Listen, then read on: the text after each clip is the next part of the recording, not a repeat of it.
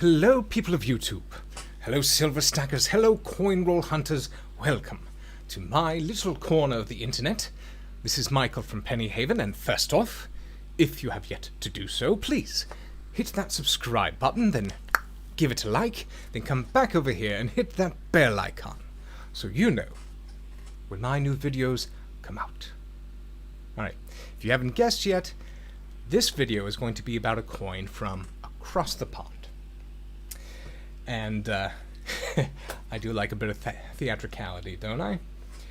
And I've been wanting to do this video for quite a while, and it's going to be my first deep dive on a single coin in quite some time. So I'm very excited to share this with you. And this coin specifically was brought to mind when I was recently rereading a book that I really, really enjoy. Love this book. It is Jonathan Strange and Mr. Norrell by Susanna Clarke. And this is the U.S. first edition that I read back in 2005. Read a couple times since. It's basically a historical fiction. It's like a rewriting of history. It takes a period of time, in this case, the Napoleonic Wars and the beginning of the madness of King George III, and it injects this subplot of English magic returning to the world, embodied by the two title characters.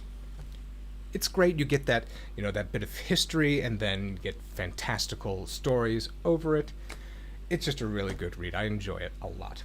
And they mention this coin quite a bit all throughout it, and I was curious, and I ended up looking it up, and fascinating history, so I knew I had to share it with you. So I will also, if you're interested, put a link to this book in the description below. And as I do with lots of books that I really like, I will eventually get the audiobook as well, so I can, revisit it without taking all the time to read the physical copy again. And I'm actually currently listening to this book 32 hours. If you sign up for Audible, you get one free book, and a 32-hour book is a pretty great choice.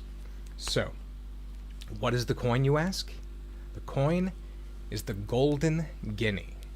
You may have heard that term tossed around. It's got a very cool history, so I'm going to start in on that right now. So the Golden Guinea, it was minted from 1663 to 1814, and I'm just going to give a truncated history of the run because I believe that some of the most interesting stories come up after the coin was no longer being minted. So the first guinea was struck the 6th of February 1663, and it was around 91% pure gold. It was 1 inch in diameter, and it was worth £1, or 20 shillings. The price of gold then started to increase the value, as in the 1680s, the coin went up to £1, 2 shillings, or 22 shillings. And the guinea was not the actual name of this coin. Much of the gold for the coin came from the Guinea coast in Africa. And there were actually many reverses on the coin that incorporate an elephant. So the first monarch on the coin was Charles II. And this guy, I'll put a picture up here, had a great nose. He had a Shana schnoz. He had a prominent proboscis, if you will. So it's an image of him wearing a laurel wreath. It's a right-facing bust, and it says, Carolus tu Dei gratia, which means Charles II by the grace of God. And the reverse has the 4 shields of England, Scotland, France, and Ireland, and the legend reads, Mag, Biar, Fra et Hib Rex, which means of Great Britain, France, and Ireland King, and it has a milled edge to deter coin clipping.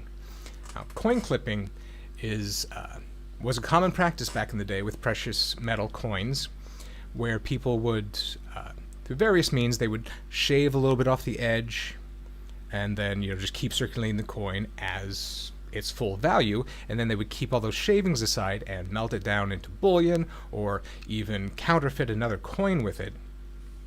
So the milled edge, it kept people from doing the shaving. And I'll put a picture in here of some precious metal shavings from old coins. It's pretty interesting. There was also another method, I forget what it was called, but They would put all the precious metal coins into a bag and they would shake it and shake it. Then they would take the coins out and gather the little bits that would have come off, and that was a more natural way. It looked more like natural wear, so they wouldn't get caught as easily. And you did not want to get caught because it could be sometimes punished by death for coin clipping. Okay, back to the guinea coin. Okay, so King James II was then on the coin, and he was removed in the Glorious Revolution of 1688, and he was replaced by his daughter, Mary. And Mary and Prince William of Orange were co-monarchs, so they were both on the obverse, which is pretty unique. Then Mary died in 1694, and William III reigned alone. Then it was Queen Anne from 1702 to 1714, George I from 1714 to 1727, and in those 13 years, there were 5 different portraits. Then George II from 1727 to 1760, 33-year reign. He had 8 obverses and 5 reverses.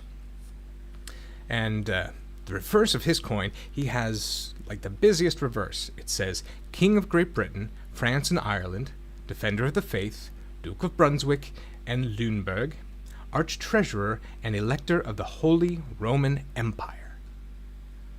Okay, someone likes all of their titles equally. Then we get to George III. Very infamous King George. He reigned from 1738 to 1820, which was during the Revolutionary War. So if you see old Revolutionary War movies and you hear people saying death to King George or cursing King George, that's him, King George III. And you may have also heard of him through the madness of King George, because the end of his reign, he was not well mentally. So yes, his reign was 59 years, 3 months, and 3 days, which was the longest reign until Victoria, who reigned for 63 years, 7 months, and 2 days. So he started to go mad in 1810. And George IV, or the Prince Regent, he just reigned in his place, basically, from 1811 until his death in 1820. So in 1813, 80,000 guineas were struck to pay the Duke of Wellington's army as he was fighting Napoleon in the Pyrenees. And the locals only accepted gold. So the guinea that was struck was referred to as the military guinea because it was only struck for that purpose, to pay the soldiers. And that guinea was worth 27 shillings. In 1816, they had the great recoinage. The gold coin that came in after that was called the sovereign, which is what they still have today, and it has a very familiar reverse. So the term guinea was used to indicate 21 shillings long after they stopped actually making the coin. It was thought to be a very aristocratic term, so the prices for doctors' fees and legal fees was quoted in guineas.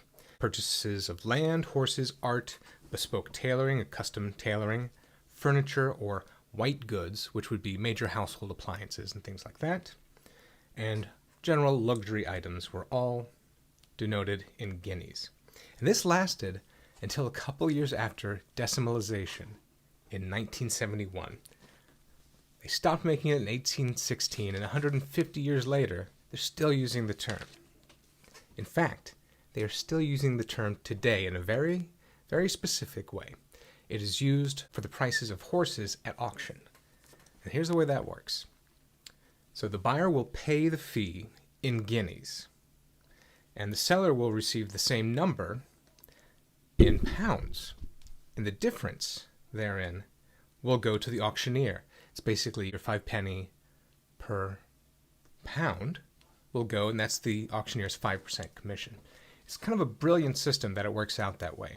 And in 2013, a special bimetal 350th anniversary coin was struck by the Royal Mint to commemorate the first guinea being made, and that's one of the reasons I delayed this video, is because I was waiting for this coin to arrive. And there I told you to remember the spade guinea, because they used that as the reverse. It's very cool. And on the edge of the coin, I love how they do this with coins in the UK, there's a quote around the edge, and it says, "What is a guinea? 'Tis a splendid thing." And that quote is attributed to Stephen Kemble in 1809. And I agree, Stephen, the guinea is a splendid thing. And they also did a gold strike that year. Another gold guinea as a commemorative. I could not afford that one, but the golden guinea is one of those bucket list coin collection items. It's on my list. I would one day like to own a quarter or half eagle golden coin, American golden coin with the native obverse, and I would like to own any gold guinea. Yeah, so if you've got one and you feel like donating it to the channel, go ahead. You can have the highest tier benefits on my Patreon for life. All right. Good deal, huh? Okay, so I'm going to get out of here now. I really had a lot of fun researching this. I hope you enjoyed this. I hope you liked some of this information. Let me know if you want me to do more of these deep dive informational videos in the future. Okay, so check out my Patreon supporters. Their names are going to appear right after this. Time to get out of here. This is Michael from Pennyhaven. Happy hunting.